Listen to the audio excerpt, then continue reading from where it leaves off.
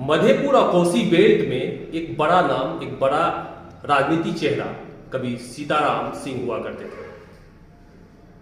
एक साजिश में उनकी हत्या हुई और जिसके बाद राजनीति में एक नए नाम का पदार्पण हुआ, विनोद कुमार सिंह।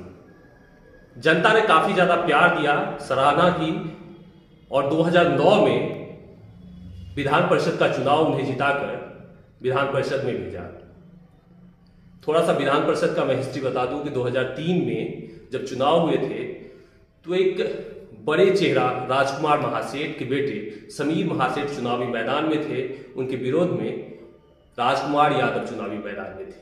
समीर महासेठ ने चुनाव जीता था और बड़े चेहरा के रूप में एक वैश्य जो बड़ा चेहरा है वो पूरे बिहार में बन के उभरे थे, समीर कुमार महासेठ। उन्हें पटकनी देकर 2009 में विनोद सिंह ने विधान परिषद का चुनाव जीत लिया। लेकिन 2015 में एक बार फिर से वैश्य के हाथ में यह सीट चली गई। फिर एक बार विधान परिषद का चुनाव जब नजदीक है तो चर्चाएं तेज हो गई है कि आखिर इस बार बाजी किसके हाथ में होगी। सर क्या लगता है इस बार किसके हाथ में बाजी आपके नजर में? एनडीए। किस आधार पे कह रहे हैं कि एनडीए होगा? 2 एमएलसी हैं, विनोद सिंह एमएलसी, पूर्व एमएलसी और वर्तमान में सुमन महासेठ है, इसलिए क्या? नहीं, उतना ही नहीं है। एनडीए ने काम किया है और खास करके पंचायती राज के लिए बिहार के माननीय मुख्यमंत्री आदरणीय नीतीश कुमार जी ने काफी काम किया है। आज महिलाओं को 50% आरक्षण देश में पहली बार कहीं हुआ तो बिहार में, और एनडीए के सरकार जिसके मुखिया आदरणीय नीतीश कुमार जी थे उनके द्वारा 2006 में किया गया। उतना ही नहीं, समाज के वंचित वर्ग, अति पिछड़ा हो, दलित हो, महादलित हो, सब लोगों के लिए आरक्षण की व्यवस्था आदरणीय नीतीश कुमार जी ने किया। इसलिए एनडीए की यहाँ से जीत सुनिश्चित है। एनडीए 100% यहाँ से चुनाव। लेकिन इस चुनाव की जो है बदनामी है वो पीछे पीछे चलती है और कहते हैं कि बिना धन बल का ये चुनाव जीत ही नहीं सकता है। ऐसे में आपके प्रतिद्वंदी, कल हम गुलाब यादव से भी बात कर रहे थे, वो कहते हैं कि जहां से कोई शुरू करता है वहां मैं खत्म कर लेता हूं, मैंने चुनाव की तैयारी पूरी कर ली है। अब पता नहीं गुलाब जी को का राजनीतिक सोच क्या है, मुझे नहीं मालूम है। लेकिन जहाँ तक धन बल की बात है, अभिषेक जी आपको मालूम है कि हम समाजवादी प्रवृत्ति के लोग हैं। 2009 में जब मैं चुनाव लड़ रहा था, यहीं से एनडीए का जब प्रत्याशी था, तो उस समय में बहुत बड़ा चेहरा, हमारे पिता तो थे, हमारे अभिभावक थे, लेकिन मुझे लगता है कि इस मिथिलांचल में उनसे बड़ा चेहरा कोई नहीं था। स्वर्गीय आदरणीय राजकुमार महासेठ जी खुद चुनाव लड़ रहे थे, वे स्वयं चुनाव लड़ रहे थे। और उससे पहले उनके पुत्र जो हमारे मित्र भी हैं, समीर महासेठ जी यहाँ से एमएलसी थे, तो भी चुनाव लड़े थे और मैं भी लड़ा और काफी वोट से मैं चुनाव 2009 में वहाँ जीता था। लेकिन अब तो काफी ज्यादा परिवर्तन हो गया पहले की तुलना में। अब परिवर्तन, अब तो डिमांड जिसका जितना ज्यादा होगा उसको उतना वोट मिलेगा। देखिए, कुछ लोग इस चुनाव को जिला परिषद और प्रमुख का चुनाव से जोड़कर देख रहे हैं। ये जिला परिषद और प्रमुख का चुनाव नहीं है कि सीमित वोटर होता है, हम उठाकर नेपाल चले गए, देश के कई और हिस्से में लेकर चले गए, चुनाव दिन ले आए और चुनाव जीत गए। और दूसरी बात है कि वो जो चुनाव होता है प्रमुख और जिला परिषद का दलीय आधार पर नहीं होता है, सब लोग स्वतंत्र रहते हैं। लेकिन यह जो विधान परिषद का चुनाव है यह दलीय आधार पर है।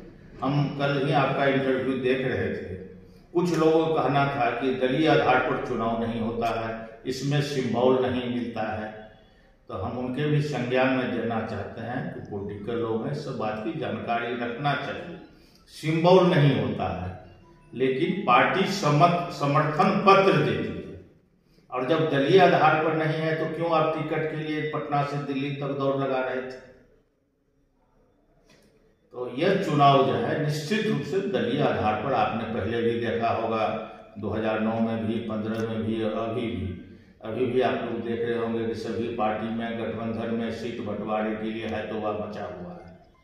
ये दलीय आधार पर होगा और एनडीए का पूर्ण बहुमत है और यह चुनाव हम लोग जीतेंगे। आपने कहा दलीय आधार पे होती है, तो आप पे भी एक ठप्पा लगा दल बदलने का। काफी दल बदलते रहते हैं। काफी नहीं बदलते रहते हैं, मैं 2015 में चुनाव लड़ा था बाबूगढ़ी से, और एनडीए से लड़ा था। मैं एनडीए में रहा, एनडीए से बाहर मैं नहीं गया। अब तो एनडीए से बाहर है चिराग पासवान जी।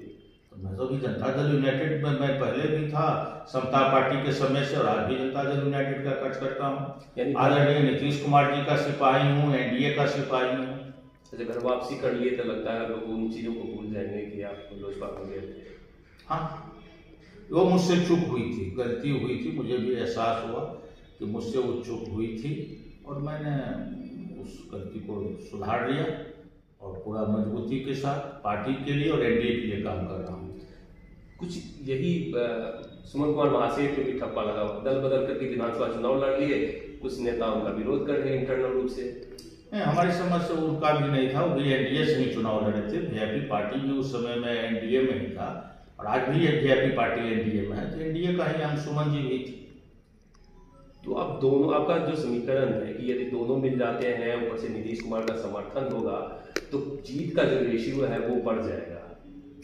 हम दोनों मिले हुए ही हैं, कभी अलग नहीं हुए हैं। आज सुमन जी भी क्षेत्र में घूम रहे हैं और हम भी घूम रहे हैं, और हम दोनों के अलावा और प्रत्याशी एनडीए के जिनको लग रहा है कि हमको टिकट मिल जाएगा, समर्थन पत्र मिल जाएगा, तो सारे लोग घूमते रहते हैं। सब लोगों को आपस में हम लोग की बातचीत भी होती है, और बात हम लोग घूमने का ही नहीं है, हम लोग सिर्फ हम प्रत्याशी हैं इसलिए घूम रहे हैं।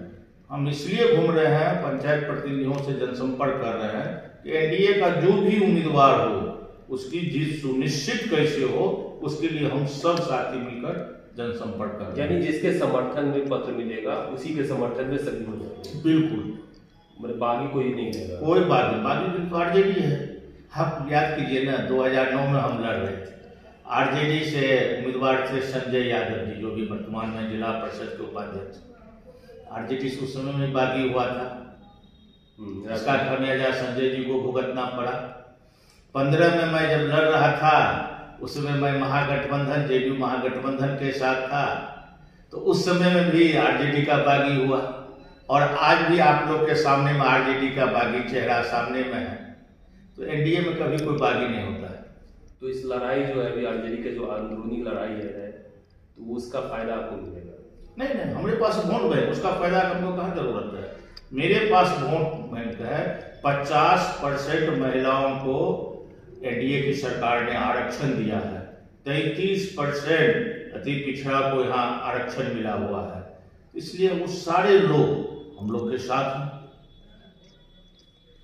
जिस तरह से वर्तमान में जो राजनीति पैटर्न में गुलाब यादव उभर के सामने आ रहे हैं, तो एक प्रतिद्वंदी आप बड़ा मानते हैं उन्हें?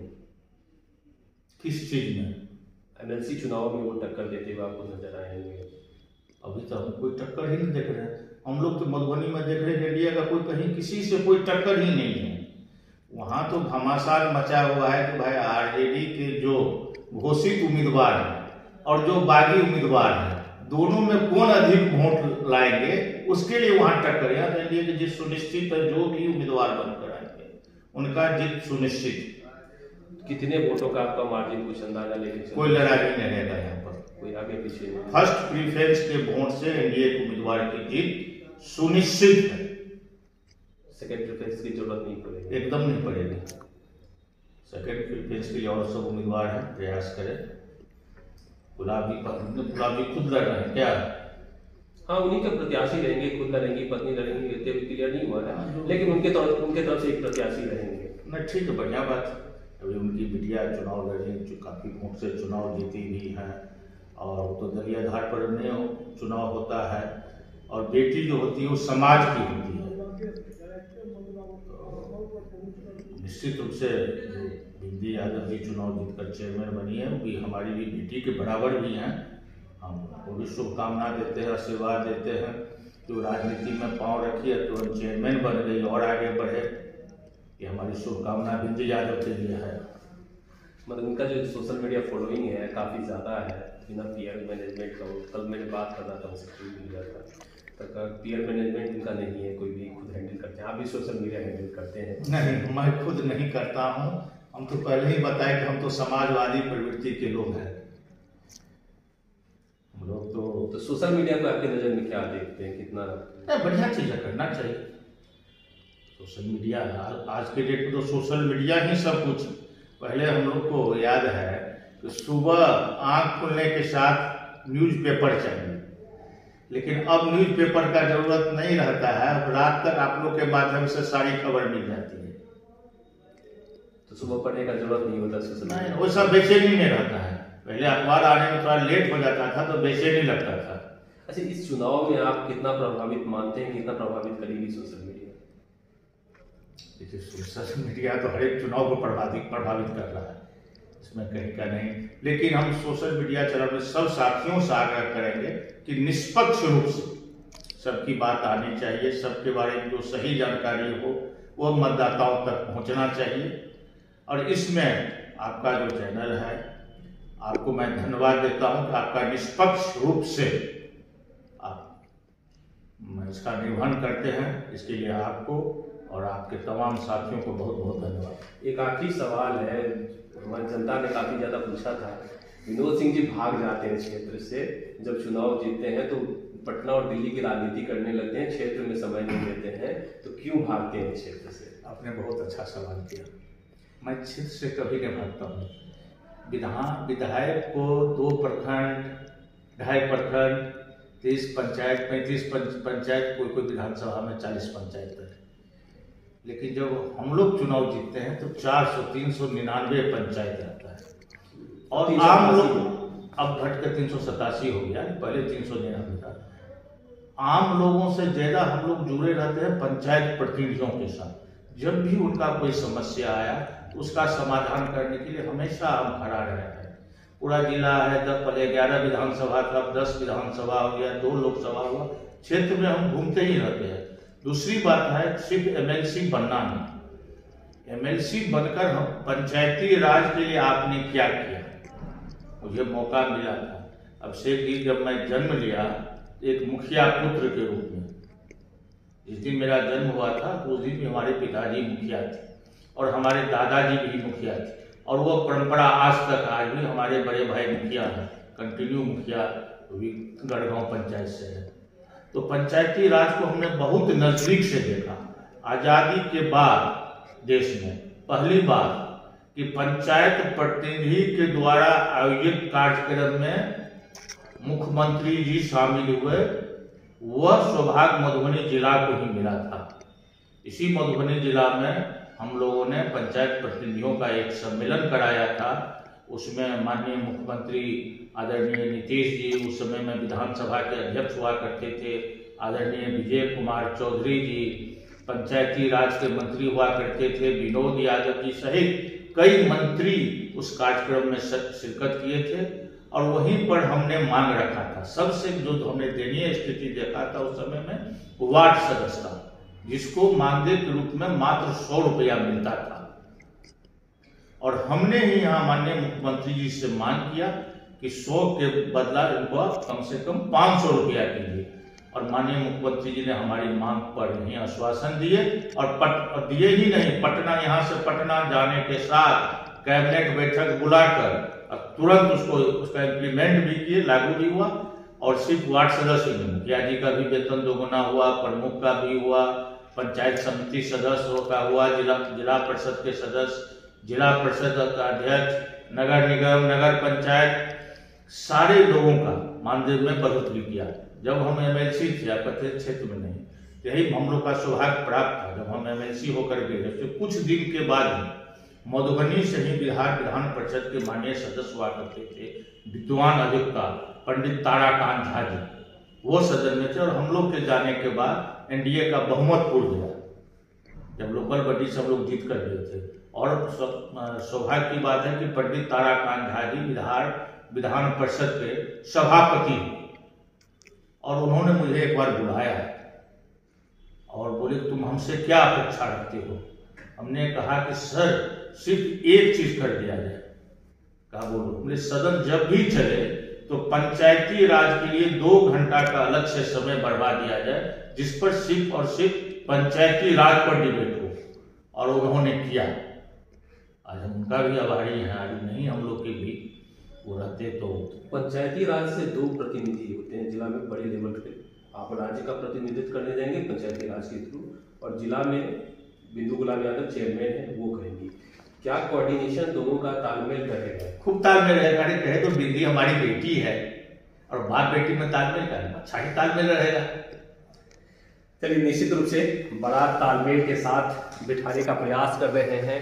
बिंदु गुलाब यादव आरजेडी से जुड़ी हुई है और एनडीए के कैंडिडेट विनोद सिंह खुद बन रहे हैं, लेकिन उनके प्रति जो प्रेम है, स्नेह है, वो बहुत ही अच्छा है। निश्चित रूप से रहना भी चाहिए। मिलते हैं अगले वीडियो में, तब तक के लिए चाहेंगे हम आपसे इजाजत।